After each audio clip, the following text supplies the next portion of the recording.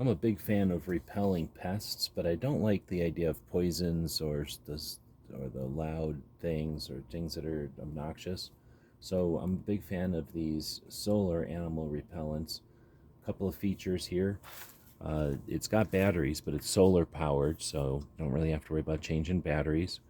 This one can be attached to the wall, or it comes along with a post set, like you can use as spikes or as a post, and it can be mounted depending on what kind of pest you're trying to get rid of, deer or rats or birds or something. And since this one is kind of tuned, you can adjust the sensitivity, but you can also adjust which type of alert or which kind of annoying uh, repellent it's going to use. And you can see there it's got the strobe, it's got the noise, it's got ultrasonic. And again, depending on the type of thing you're trying to repel, this Broox is going to be able to kind of tune into that and tune into just how much you need. So completely harmless.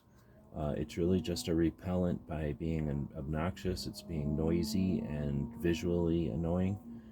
And then with ultrasonic, it's being annoying at a level that we don't even hear it as humans. It's waterproof, it's chemical free, there's no poisons or anything, and it's got multiple ways to repel critters. Hope this helps. This one's real popular for a reason.